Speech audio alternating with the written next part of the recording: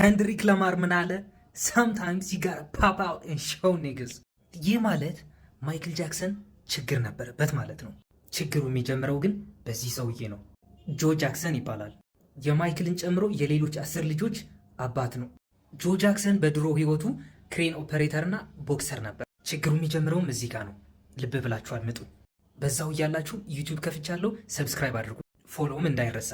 እናም ጆ ጃክሰን ከነበረበት ድህነት ለመውጣት ብሎ ዘ ጃክሰን 5 የሚባሉ ባንድን አቋቋመ። ባንዱ ሲቋቋም ማይክል የ6 ዓመት ህፃን ልጅ ነበር። የዚህ የባንዱ ሊድ ሲንገር የነበረው ማይክል ነበር።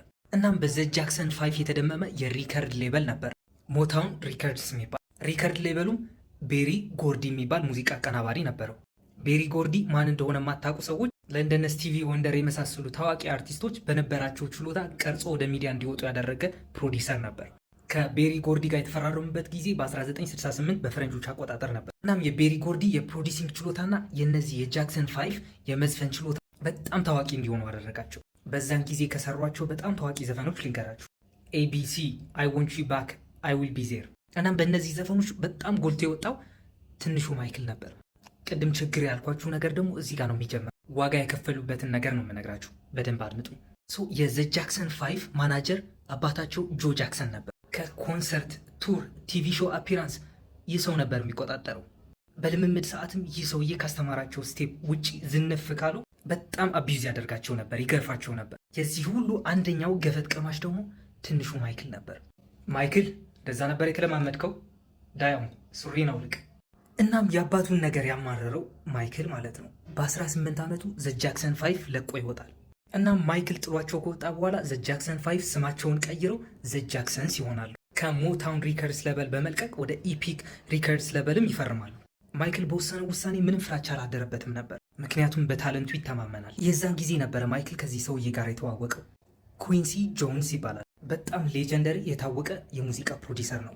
ኩዊንሲ ማለት ለነ ሬይ ቻርልስ ሙዚቃ ፕሮዲስ ያደርግላቸው የነበረ ነው። እና ማይክል በ21 ዓመቱ ወይም በ79 በፈረንጆች ኦፍ ዘ ዎል የተሰኘ አልበም ይለቃል። አልበሙ ፕሮዲስ ያደረገውም ኩዊንሲ ጆንስ ነበር። አልበሙ እንደተለቀቀም 20 ሚሊዮን ኮፒ ነበር የተሸጠለት። ግን ማይክል ችግር ነበረበት። በዚህ ነገር ሁሉ ሊረካ አልቻለም። ሁለተኛ አልበማ መልቀቅ አለብኝ። እናም ከ3 ዓመት በኋላ ትሪለር የተሰኘ አልበምን ይለቃል። ይሄኛውን አልበም ፕሮዲስ ያደረገውም ኩዊንሲ ጆንስ ራሱ ነበር። እናም ይህ አልበም ከዚህ ዓለም ነው ወይ የሚያስብል ነገር ነበር የተቀላቀለበት።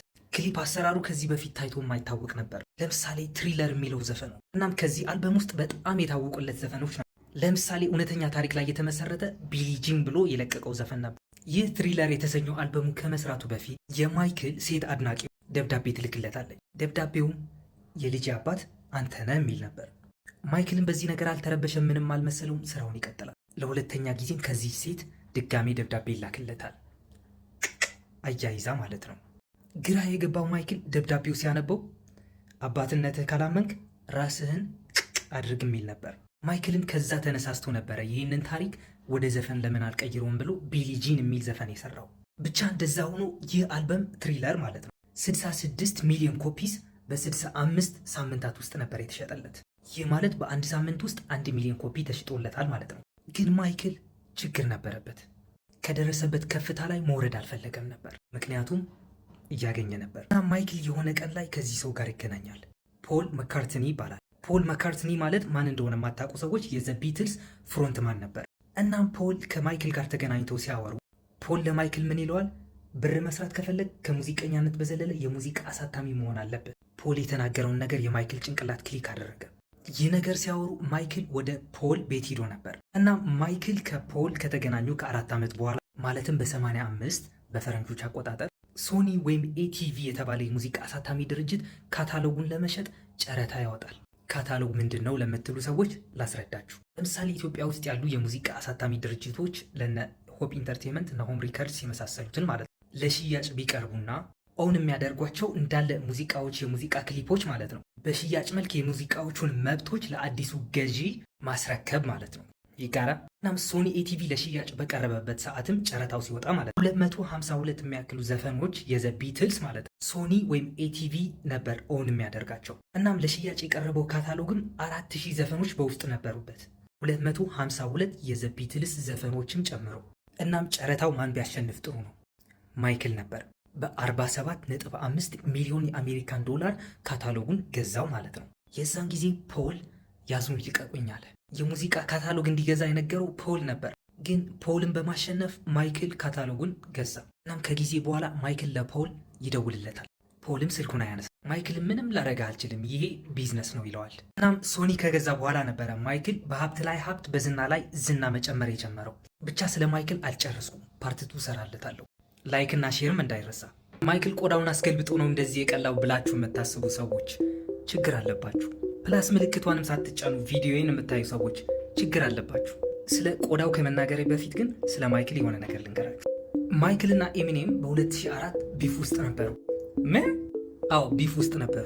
ኤሚኔም ጀስት ሉዝ ኢት የተሰኘው ሙዚቃ ይለቃል። ሙዚቃው ማይክልን የሚታርብ ነው። ስለ አነጋገሩ፣ ስለ አለባበሱ፣ ስለ ቆዳው ቅላት ምናምን። ህፃናት ወንድ ልጆችን አላግባብ ቦታ ላይ ትነካካለህ ብሎት ነበር ሚውዚክ ቪዲዮ ውስጥ ኤሚኔም ለማይክል። ምክንያቱም ማይክል በእንደዛ አይነት ኬዝ ተከሶ ነበር ከተወሰነ ዓመታት በፊት እና ማይክል በኤሚኔም ሙዚቃ ቪዲዮ ምንም አልተደሰተም።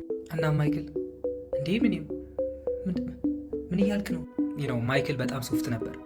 ቪዲዮን ታጠፋዋለህ አታጠፋውም? አሁን ኤሚኔምም አላጠፋም። እናም ከ3 ዓመት በኋላ ማይክል ምን ያደርጋል? የኤሚኔም የሙዚቃ ካታሎጎቹን ይገዛቸዋል። እንዴት ካላችሁኝ ላስረዳችሁ።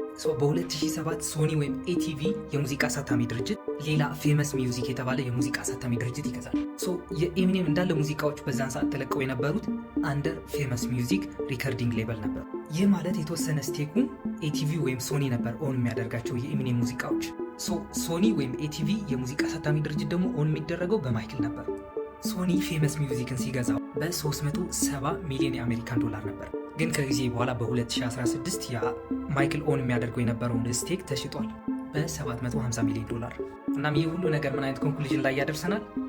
ዶንት ሜስ ዊዝ ማይክል። የፈለገ ያክል ኤሚኔም በጣም ታፍ ቢሆንም ማይክል የተጫወተው ጨዋታ ግን የኤሚኔምን 10 እጥፍ ነው። ይህ እንዳለ ሆኖ ኤሚኔም ማይክልን ህፃናት ወንድ ልጆችን አላግባብ ቦታዎች ትነካካለ ብሎት ነበር። ስለሱ ልንገራችሁ። ምክንያቱም ማይክል ውሎና አዳሩ ከህፃናት ልጆች ጋር ነበር። እናም ሊጠቀሙበት የፈለጉት ሰዎች የሆነ ነገር ያቀነባብራሉ። እናም ኢቫን ቻንድለር የተባለ ሰውዬ የሆነ ነገር ይዞ ይወጣል ወደ ሚዲያ፣ የዚህ ልጅ አባት ማለት ነው። ማይክል ህፃናት ወንድ ልጆችን ይደፍራል። ሚዲያዎቹም እንዴ ምን ማይክል የኛውን ማይክል። እናም የጆርዳን ቻንድለር ጆርዳን ስሙ ባይዘወይ አባት ክስ ይመሰርታል፣ ካሳ ፈልጎ ማለት ነው። እናም ነገሮች መወሳሰብ የጀመሩት እዚህ ፓርት ላይ ነበረ። በደንብ አሉት። ፖሊስ የማይክልን ቤት ይበርበር አለ። መበርበር ጀመረ። ወደ ማይክል ቤት ይመላልሱ የነበሩ ህፃናት ወንድ ልጆችን ከ30 በላይ የሚሆኑት ማለት ነው። እነሱንም ቃለመጠይቅ ይደረግላቸዋል። ሆም አሎን ላይ የሚሰራውን ልጅ ጨምሮ ማለት ነው። ልጁ ቃለመጠይቅ ሲያደርጉለት ማይክል እንደዛ አነካክቶ ያውቃል። አንዳንድ ቦታዎች ላይ ልጁ ጭራሽ ማይክል እንደዛ አይነት ሀሳብ የለበትም፣ አትሳሳቱ ነበር ያላቸው። እናም የማይክል የህግ አማካሪዎችና ጠበቃዎቹ ይህ ነገር ብር ከፍለ ካልሆነ ብዙ ዓመት የሚያጓትትና ከስራ የሚያስተጓጉል ነገር ስለሆነ ጀስት ብርን ክፈል ይሉታል። ኬዙንም ለማሰካት ሰውየውን አፉን ለማስያዝ ማለት ነው። እና ስንት ይከፍላል? 20 ሚሊዮን ዶላር ይከፍላል። ማይክልም የተሳሳተው ስህተት እዚህ ላይ ነበር። 20 ሚሊዮኑን ለዚህ ልጅ አባት ከከፈለ በኋላ ሌሎች ሰዎችም ልጆቻቸውን ይዘው እየመጡ ማይክል ልጃችን ደፍሮብናል እያሉ መናገር ጀመሩ ሚዲያ ላይ ወጥተው። እናም ይህ ሰውዬ ስሙ ማርቲን ባሽር ነበር። ማርቲን ባሽር ለማይክል ስለ ህይወት የሚዘግብ ዶክመንታሪ ልስራል ይለዋል። ማይክልም ይሜ ይሰራል ችግር የለውም። እናም ይህ ሰውዬ ማይክል በገባበት በወጣበት ባደረበት ቦታ ሁሉ እየሄደ ቪዲዮ ይቀርጸው ጀመረ፣ ለዶክመንታሪው ማለት ነው። ዶክመንታሪው ውስጥ ቪዲዮ ሲቀርጽ ይህ ሰውዬ ማይክል ከህፃናት ልጆች ጋር አብሮ አንድ አልጋ ላይ ተኝቶ ቪዲዮ ያነሳዋል። ቪዲዮ ላይም ሲያወራ ማይክል ምን ሲል ይሰማል? ከህፃናት ልጆች ጋር መተኛት በጣም ያስደስተኛል ይላል። እናም ይህ ሰውዬ የሆነ ሀሳብ ይመጣለታል። ቪዲዮዎቹን ቆራርጦ አጣብቆ ምናምን ነገር ስለ ማይክል መጥፎ ገጽታ እንዲኖረው ማህበረሰቡን ያደርጋል። ይህ ሰውዬ ቪዲዮውን ለቆት ማለት ነው። ሚዲያዎች ይህ ዶክመንተሪ ተቀባበሉት። ማይክልም ቪዲዮውን ሲያዩ በጣም ደንግጧል። ብቻ የተቀረጸውን ኦሪጂናል ቪዲዮ ወደ ሚዲያዎቹን ይልካል። ሚዲያዎቹ ግን ይህ ሰውዬ የላከላቸውን ቪዲዮ ማስተላለፍ ብቻ ሆነ ስራቸው።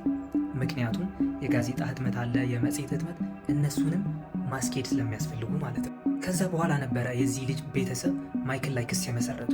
2005 ላይ የነበረ በጣም የታወቀ የኮርት ኬዝ ነበረ። የዛን ጊዜ ዘ አርቫይዞ ፋሚሊ ማይክልን ከሶታል በሚል ማለት ነው። ሰማው የልጁ ቤተሰብ ስም ዘ አርቫይዞ ፋሚሊ ተብሎ ነው የሚታወቅ። እንዴት መሰላችሁ? ልጁ ካንሰር ነበረበት። ማይክልም እንዲያሳክመው ብቻ ከእሱ ጋር ጊዜ እንዲያሳልፍ ወደ ቤቱ ይዞት ሄድ ነበር። ልጁ ከካንሰር ድኗል፣ ማይክል ስላሳከመው ማለት ነው። ግን የልጁ ፋሚሊ መጀመሪያ ማይክል ተከሶ 20 ሚሊዮን ከፍሎ አልነበረ? ብሯን የፈለጉት እነሱ ያልተነካው ያልተደፈረውን ልጅ ደፍረህብናል ብለው ማለት ነው። ብቻ ኬዙ ማጣራት ላይ በጣም ብዙ ጊዜ ፈጅቶ ነበር፣ ግን ማይክል ነበር ያሸነፈው። ነፃ ተብሏል። ግን ለኮርት ኬዙ በጣም ብዙ ብር ነበር ያጠፋው ማይክል። ለኪሳራ የዳረጉትንም እነዚህ ኬዞች ነበረ። ልጅ ደፍረሃል ምናምን እየተባሉ ብዙ ፋሚሊዎች ልጆቻቸውን ይዘው ይመጡ ነበረ። እነሱም ከጎን አፋቸውን ለማስያዝ በጣም ብዙ ብር ከፍለዋል ማይክል። በዚህም በዚያም ብቻ ማይክል ሲሞት የ500 ሚሊዮን ዶላር ዕዳ ነበረበት። ብቻ ማይክል ኦን ያደርገው የነበረ የሶኒ ኤቲቪ ማለት ነው የሙዚቃ አሳታሚ ድርጅቱን እሱ ተሽጦ ዕዳው እንዲሸፈን ተደርጓል። ግን ከዛ በኋላ ግን መጀመሪያ ላይ እንዳልኳችሁ ማይክል ቆዳው አስገልብጦ ነው ወይ እንደዚህ የቀላው የሚለውን ነገር ነው። እንዴት ከዚህ ወደዚህ ማይክል ለምጽ በሽታ ነበረበት። እናም ለምጹ ለመሸፋፈን ኢቭን አውት ለማድረግ ሜካፕ ይጠቀም ነበረ። ግን ለለምጹ በሽታ መንስኤ ሊሆን የሚችል ነገር ልንገራችሁ። ማይክል በልጅነቱ ዘ ጃክሰን 5 ባንድ ውስጥ እያለ ማይክል በጉርምስና ምክንያት ድምፁ እንዳይቀየር ማለትም ሃይ ኖት እንዲመታ ብሎ አባቱ ድራግ ያደርገው ነበር፣ ወይም በድብቅ መድኃኒት ይሰጠው ነበረ። ይህ መድኃኒትም የአንድ ህፃን ልጅ የቴስቴስትሮን ሌቨል ወይም በጉርምስና ሰዓት ላይ የሚፈልቅ ሆርሞን ድምፁ እንዳይጎረንን ወይም እንዳያድግ የሆነ የጉርምስና ምልክቶችን እንዳያይ የሚያደርግ ነበር። እናም ከዛ በመቀጠልም የማይክል አፍንጫ ከዚህ እንዴት ወደዚህ ተቀየረ የሚለውን ነው። በ79 ማይክል ሪሄርሳል ላይ ወይም ልምምድ ላይ ያለ ወድቆ አፍንጫውን ይሰበራል። የመጀመሪያውን ሰርጀሪ ይችን ትመስል ነበረ። ብቻ ግን ከአተነፋፈስ ችግር ጋር የሆነ ሃይኖት መምታት ስላልቻልኩ ብሎ ሌላ ድጋሚ ሰርጀሪ መሰራት ይጀምራል። ግን አሁንም እዚህ ጋር የሆነ ነገር ልንገራችሁ። አባቱ በህፃንነቱ ሲገርፈው ጊዜ ባለፈው እንደነገርኳችሁ ማለት ነው አንተ አታምርም ይለው ነበረ። አፍንጫህም ድስት ነው የሚያክለው ይለው ነበር። ማይክል ራሱን በመጥላት ላይ በጣም ቢዚ ሆኖ ነበረ። ምክንያቱም አባቱን ያደርገው የነበረ አቢዩዝመንት ምናምን ነገር እሱ ህይወቱን እንዳያስቀጥል አድርጎ፣ ለዛም ነው በአባቱ ምክንያት መልኩን አስጠልቶት ብዙ ሰርጀሪዎችን አካሂዶ ከመሞቱ በፊት የነበረውን ፎርም ሊይዝ የቻለው። ማይክል እንዴት እንደሞተ ደግሞ ልንገራችሁ። ማይክል ከመሞቱ በፊት ዚስ ኢዝ ኢት የሚባለው ቱር እያዘጋጀ ነበረ። የሞቱ ምክንያትም ባጭሩ ድራግ ኦቨርዶዝ ነበር። የግል ዶክተሩ ዶክተር ኮንራድ ለማይክል ፕሮፖፎል የተባለ በጣም ኃይለኛ የማደንዘዣ መድኃኒት ይወጋው ነበር። ማይክል የእንቅልፍ እጦት ምናምን ነበረበት፣ ስለዚህ መድኃኒት መውሰድ ነበረበት። ግን ፕሮፖፎል መሆን አልነበረበት፣ ምክንያቱም ፕሮፖፎል ሰርጀሪ ላይ የገባ ሰው ነው የሚወጋው። ግን እንደዛው ነው። በ2009 ይህ ሐኪም ማይክልን ፕሮፖፎል ከወጋው በኋላ አረፈ። ዶክተሩም ለ2 ዓመት ከታሰረ በኋላ ይለቀቃል። ኬዙን ድሮፕ ያደርጉታል የማይክል ፋሚሊ። ብቻ የማይክል ስቶሪ ይመስል ነበረ። ቪዲዮ ከተመቻችሁ ፎሎ በሉኝ። ዩቲዩብን ከፍቻለሁ፣ እዛ ገብታችሁ ሰብስክራይብ አድርጉ። አመሰግናለሁ።